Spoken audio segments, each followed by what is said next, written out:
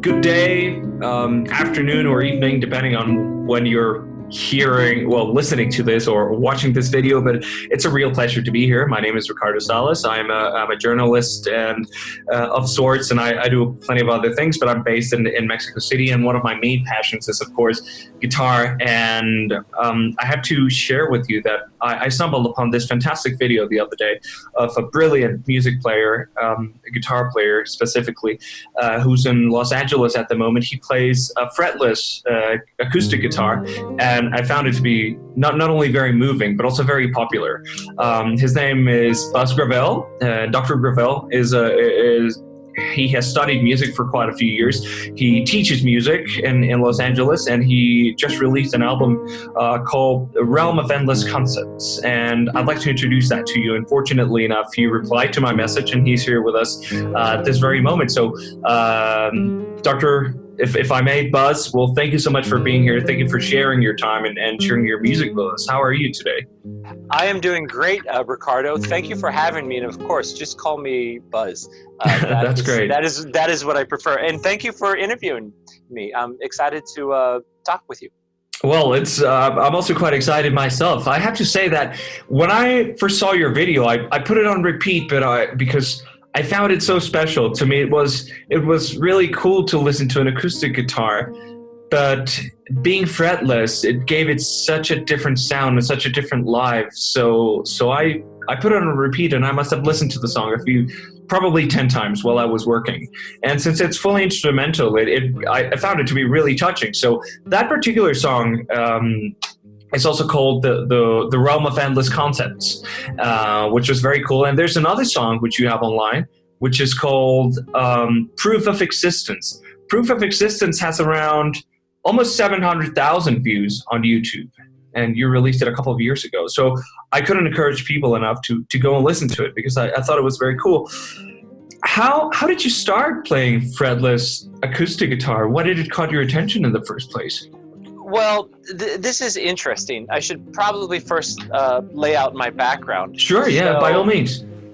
So I studied classical guitar at UCLA. I have a master's and a doctoral degree in classical guitar performance.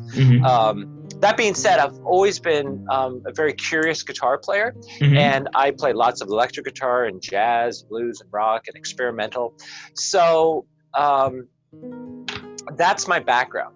I stumbled upon fretless guitar completely 100% by chance. It was probably about 13 years ago. I was on Craigslist, of all places, looking for used guitar gear.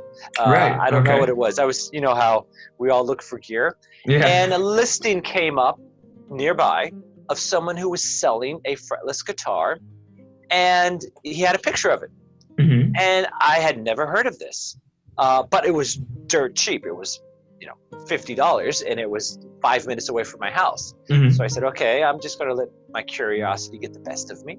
So drove over, and it was a Turkish guy who was just temporarily in the United States, temporarily, and he had converted just a very cheap Chinese classical guitar to a fretless, but it was a good conversion. So I bought it and brought it back home and just experimented. I had no idea what to do. I had touched a fretless bass maybe a few times, but this was completely different. I'm glad I didn't record anything, because I'm sure I sounded like hell, but I was fascinated by it. And then after a couple of weeks of just experimenting, I thought, well, you know what? I'm going to try to write a piece of music, because I'm a composer too. So that's my natural urge, is to write music. And I did so. And what I enjoyed about it were a couple of things. Number one, I knew nothing about it. I have since learned it does have a bit of a history, but at the time I knew nothing. And as such, there were no rules. And the thing about studying music is, especially when you're studied academically, there's a strong pedagogy, and you learn the rules and the techniques and the processes. So all of a sudden I had this little thing on my side, fretless guitar, that I could do whatever I wanted. There was not a rule around. Just if it sounded good, it is good. And I found the freedom of that somewhat intoxicating. So I started playing and recording and just for myself. And I have to say that about 9 years went by where very little people cared. And I was just doing this. And when I'd have recitals, maybe I would put a fretless guitar piece on or something. But a big turning point came about 3 years ago. I had a friend of mine who said, Buzz, why don't you start an Instagram account and put this on there? And at the time I was like, no one's, it doesn't really matter. But I followed his advice. So I started in my Instagram account, fret_buzz, put a couple fretless pieces on, and it just kind of blew up. From 0 followers to 2,000, 5,000, 10,000, now I'm 23,000. And I found out that a lot of my followers were from the Middle East, which makes sense because that's the home of the oud. So they're used to a fretless plucked instrument. But I had worldwide followers. And what that did is that served as inspiration for me to further pursue this. So I thought, okay, I need to write more music. And then finally I had an idea, well, why don't I write an album of all of these pieces? Right. Because I was posting regularly. I have about 130 posts, these little 1-minute posts.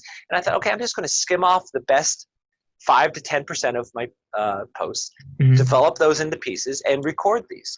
And so I did that and released the album.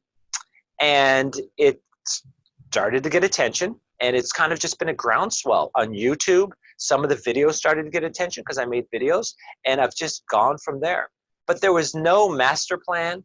There was no agenda. It was just one step after a time, all based on the fact that I, on a whim, went to this person's home from a Craigslist posting about a fretless classical guitar.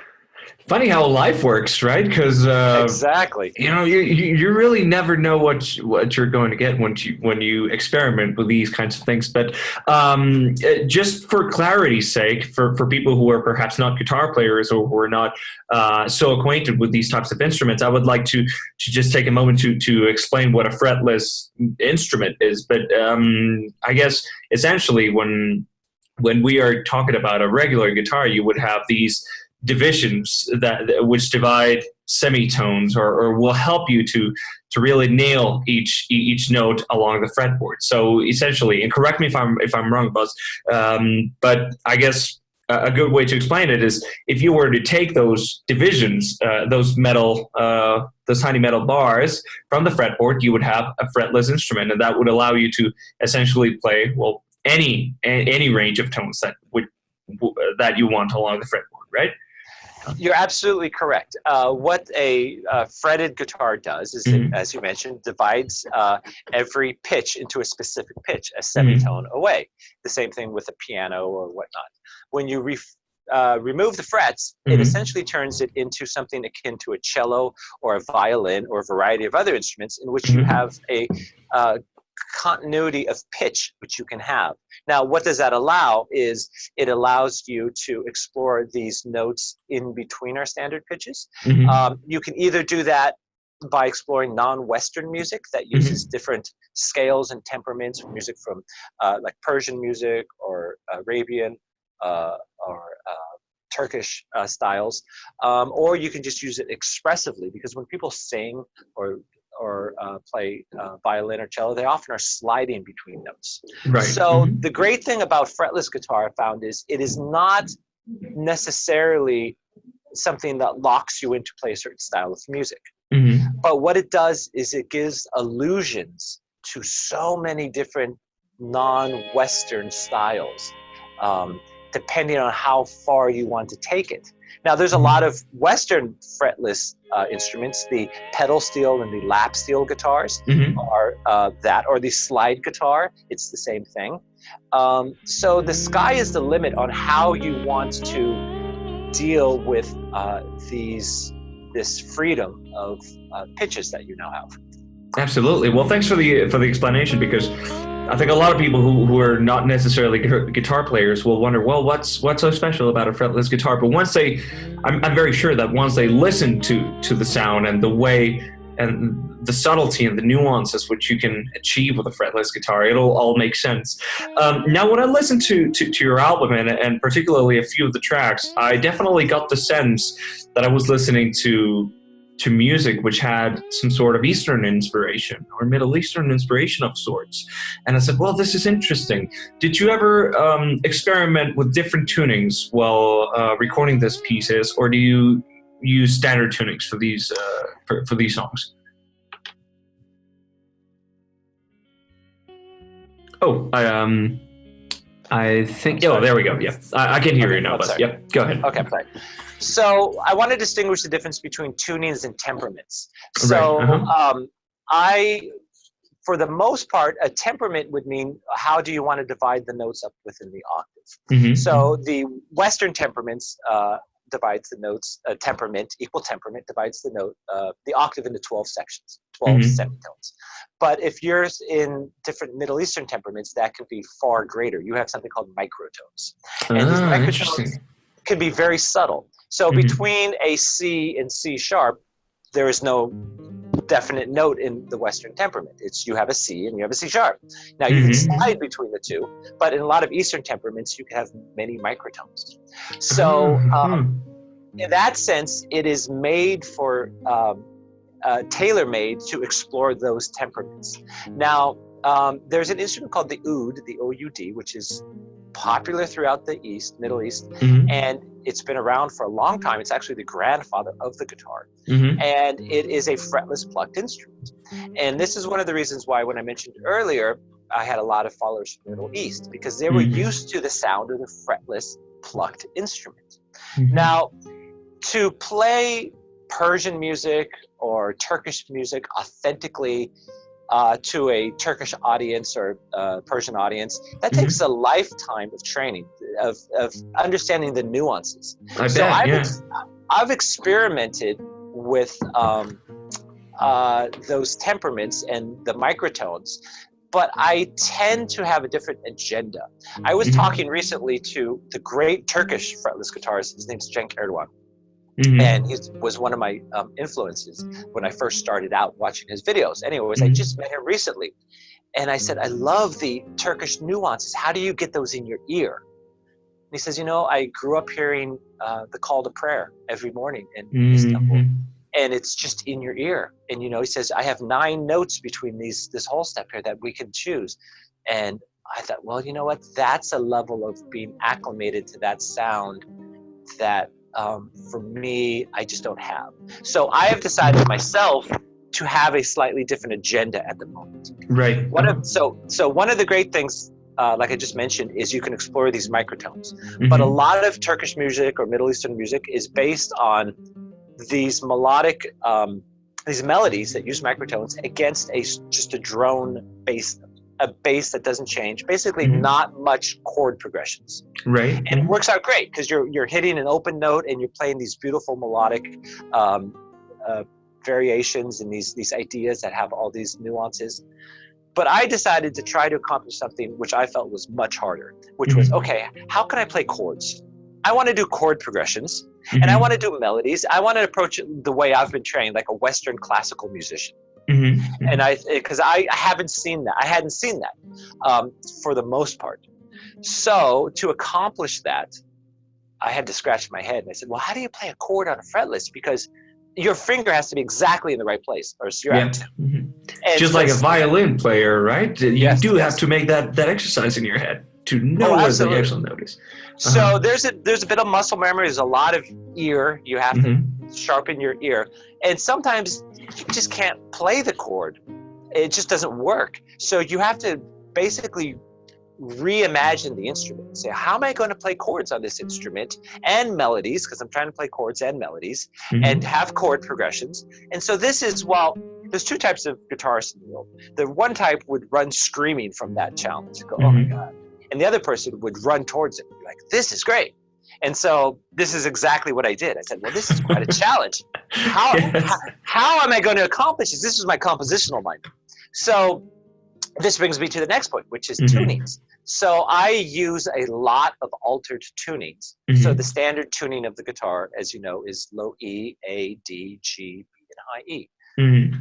But there's a variety of tunings. And so I think I've explored well over 30 different altered tunings on the guitar. Wow, that's quite a lot. And a lot of tonal possibilities too. Absolutely. I actually have an Excel spreadsheet to keep track of them all. No kidding. Exactly. Right. So, because that's also the most common question I get is, what tuning are you in? So the reason I do that is because I found out when I play chords now, technically, I am always playing a chord as a combination of an open string and quote unquote fretted notes. So that I'm tuning the notes that my hand is on the guitar against the open string, which will always be stable. So I came up with a whole different way of playing chord progressions that is based on how that works with chords. So short answer of your question is, I'm not, my agenda is not to try to play Middle Eastern music authentically, but to simply allow that illusion of that to come in, because it will no matter what, but simply to try to explore the harmonic possibilities of fretless classical guitar. That's fantastic. And I like the fact that you say exploring the harmonic possibilities and just exploring these different sounds. To me, it was quite magical to listen to your music, because I don't think I had ever experimented guitar music like that. And like I said, I put it on repeat because I thought it was quite mesmerizing. And I generally work best with instrumental music because it allows me to channel my thoughts or channel my energy into a sort of flow or a steady state of concentration. And that was the case with your album, which, by the way, is beautifully produced. I don't know if you recorded it in your studio, because you told me before starting this conversation that you have you also have a studio. Sorry. Right. Yes, I have a teaching studio, but for the recording, no, I went into a recording studio. I've worked with an engineer who has worked with me before, and it's a studio in Venice, California. All right. So we work really well together.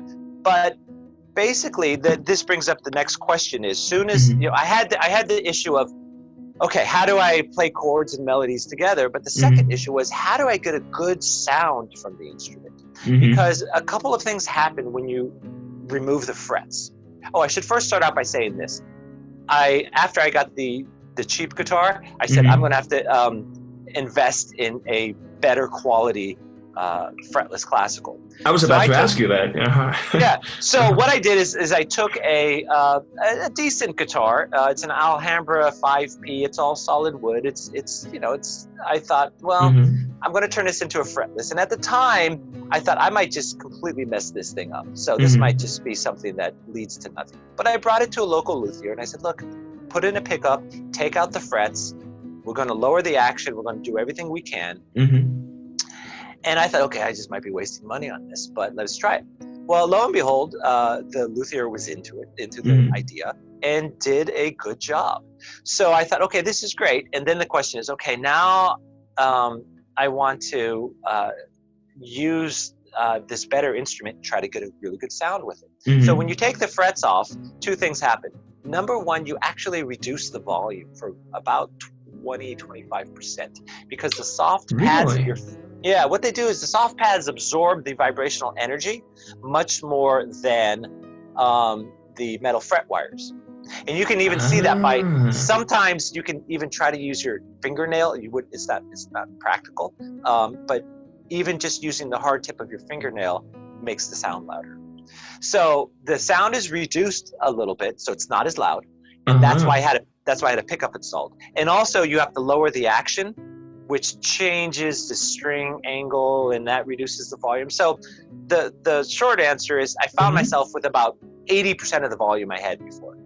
So then I said, okay, I'm going to have to get my amplification. So I have an acoustic guitar amp and some delay and some reverb. And I, again, without any sort of template, just said, okay, how do I make this sound good? And so what I usually do is I do a blend of the acoustic sound coming from the instrument and then the amplified sound. So when I'm playing live, that's what I'm doing. I have the amplified sound and then a microphone having the acoustic sound, and I find that supports that, and it also adds a lot of reverb.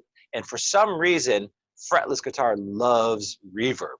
It just eats it up, right? So that's one. And the other thing is when you play on the soft pads of your fingers, it gives a darker sound. So it's not as bright. And that actually can be quite musical and quite beautiful. So the tone has changed a little bit also. So anyways, in addition to all the technical issues of how to write music on this, I had the issues of how to make it sound like a good instrument. So I did that. And I should mention actually one thing. I had mentioned earlier that for about 9 years, nobody really listened, and for some reason it took off when I had an Instagram account. That, in retrospect, was beautiful because I worked out everything in private. I didn't go public with this until I was 9 years into this, and people looked at me and said, "Whoa, how'd you learn how to do this?" And I said, "Well, I had about 9 years of working this out just on my own. You should have seen my attempts." So it was great. I couldn't have planned it better that way. I was just ready to go when it was time for people to get interested. That's fantastic. Sorry. Go ahead, Buzz.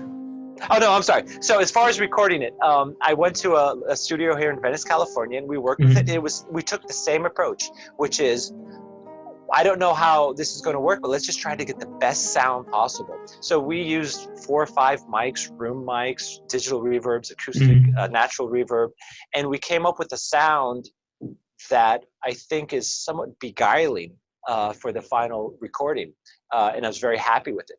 But again, as with everything on this fretless guitar, it was just simply experimentation. I had very little templates to follow. Something that's quite impressive to see is just the mark you've left on that specific sort of music, I think, and particularly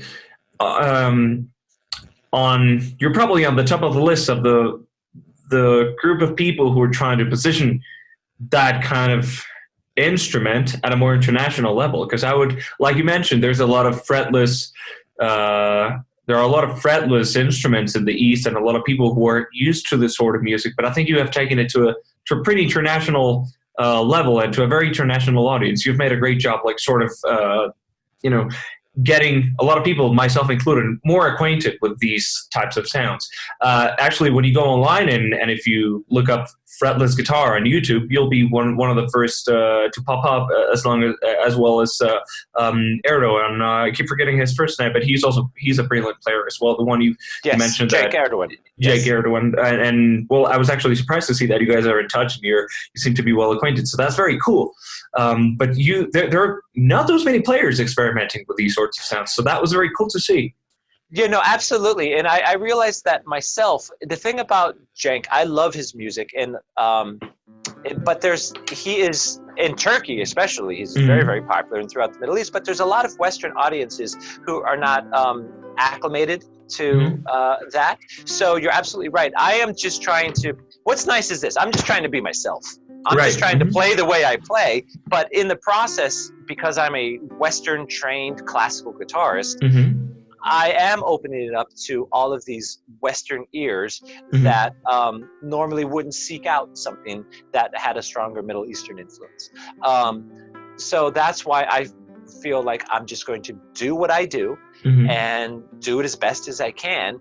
And I think with the songs like Proof of Existence, and Realm of Endless Concepts, those seem to have really resonated with people because So for example, one of my agendas on Realm of Endless Concepts is one of the composers I'm really influenced by is Debussy. So I'm trying to have these 9th chords, 11th chords, 13th chords, these parallelisms, all these Debussy-like compositional effects, but on the fretless guitar, because in an interesting way, a lot of what he did on piano, compositionally, can actually apply over. So that, for me, is just me exploring what's true to myself, what I am inspired by, and applying it to the fretless guitar. Has this had an impact on your teaching, by the way? Like, do your students...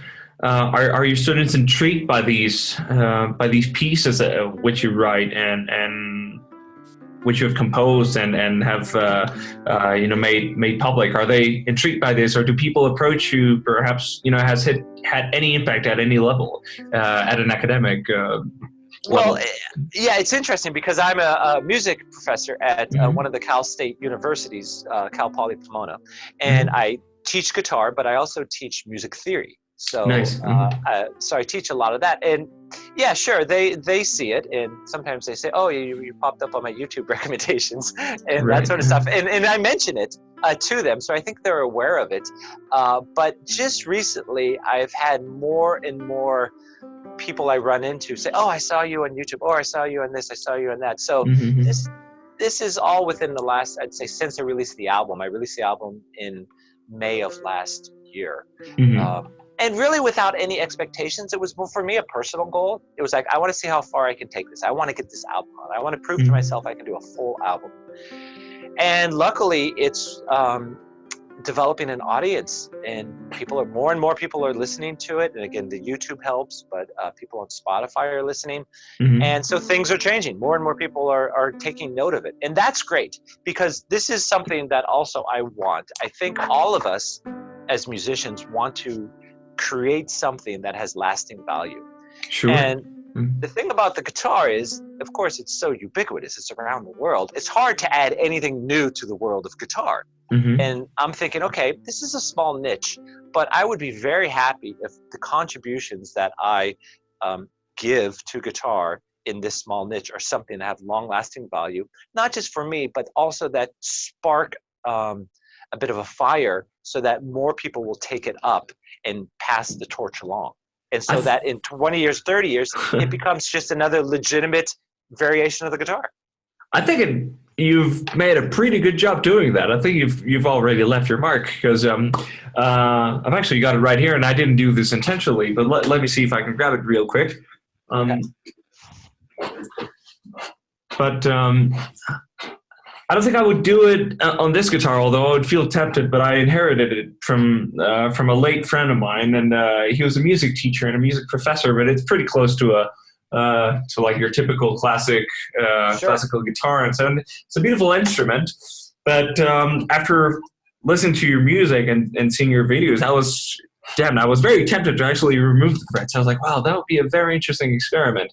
Although first I could try with another guitar perhaps. But I think you certainly sparked an inner flame on a lot of guitar players. Well, this brings up an interesting point, which is I actually have a written out plan for myself on how to achieve this. And Nice. There are some major obstacles to having the fretless classical guitar gain popularity. The first obstacle is it's really hard for people to get one. You have to, for the most part, convert one, or have a luthier or a guitar repairman convert one. There are a few boutique makers that make them, mostly in the Middle East, but they're very expensive and they're priced out of the range of your average person. Sure. So a lot of people, or the people who have contacted me, try to convert them, and some of them work out great. But the bit of advice I tell people is this: if you have a cheap guitar with frets, it's going to sound like a cheap guitar without frets. So I think you nailed that one. You've got a pretty good point there. Yeah. So that's the problem. Most people don't want to sacrifice something of quality. So one thing I am trying to do right now is I'm trying to introduce or influence a guitar maker to make a fretless classical guitar model. And I've spoken to some very large guitar makers, and they all say the same thing. They say, you know what, we're just worried there's not a large enough audience. And I'm telling them, no, there's an audience. I get messages online all the time from people saying, how do I convert a guitar? Where can I get this? What is this? And so I think if there is a maker, large or medium size, that will produce a fretless classical guitar model, that getting it in people's hands will really, really help, so that they either don't have to cross their fingers with a conversion on their own, they hope it works out, or spend much more money, because that knocks out 95% of your audience. So I'm working on that. That's my number one agenda. Then my number two agenda is to give people some sort of guidance, at least from the perspective I have, of how to play it. So these 9 years I spent in musical isolation, so to speak, of figuring out the do's and don'ts of fretless guitar, I feel like I can help share that, so that I would love other people to start composing and not have to go through this slow learning process of this works or that doesn't work. That being said, there's a variety of approaches. So anyway, those are the two aspects. And then for me, just to continue writing music And not only these more advanced pieces on my album, but even maybe some easier pieces for people who just picked it up and they want some guidance. Maybe they're not composers, but they want some guidance. For me to have a variety of level of pieces to make people feel very comfortable. Because I found that when people convert, then they mess around with it, then they go, well, what now? I don't know what to do. Right. So if I can give them some music and develop basically a repertoire and a pedagogy, then you got the repertoire, you got the pedagogy, you have the instrument, and then you can show its potential through the more advanced pieces. See, this is what's very exciting about you also being an academic and a professor, because it is very nice for you to think of this way, like how to take it further, but also how to spread the word and how to make people actually become more enamored with the actual instrument, and to give them pieces which are sufficiently attractive or sufficiently easy for them to really pick it up and start experimenting with some level of guidance, right? Because, for instance, I'm terribly tempted to actually do this myself, or maybe get another guitar with which I can experiment. And it's always reversible. I guess I could at any point just remove the frets, or maybe get another one. I don't know, but I'm extremely tempted to actually try this myself and to see, well, perhaps your songs are way out of reach in terms of skill, perhaps for me, but maybe there's an easier tune I could maybe I could try and learn that. So that's a very interesting point that you mentioned. That would be very, very nice. So, I'm glad you said that, because this is why I've come up with these ideas, because I've had so many people say these same things to me, hundreds of times, actually. So I realized that for this to be more than me just writing music and playing, which in itself is very satisfying, but for me to have the agenda of let's legitimize this instrument, there has to be many skills. And so it made me think about myself. I said, okay, well, first of all, you have to be a player of a certain level. Okay, I've put enough time into say that, but you also have to be a composer. And I think, okay, I put enough time, but you also have to have somewhat of an entrepreneurial spirit. Right. And so that's where I feel that that's another aspect of, I have this spirit of, okay, let's just try something that's never been done. Let's see, and let's see how this happen. And, it's really interesting. I don't mean to at all make any sort of comparisons, but when I was in college, I studied a lot of Segovia's music and philosophies. He was kind of, and again, I feel so presumptuous even putting me in the same sentence as him, but he was in a certain situation going through something similar in the early part of the 20th century with the classical guitar, which was considered a Spanish folk instrument or a flamenco instrument, and he wanted to legitimize it as a classical instrument. And I always use the story that Julian Bream, in the mid-50s, tried to study guitar at the Royal Conservatory of Music in London. And they said, no, you can't study guitar. This is for classical instruments. And so that was, and he had to study cello, quite frankly.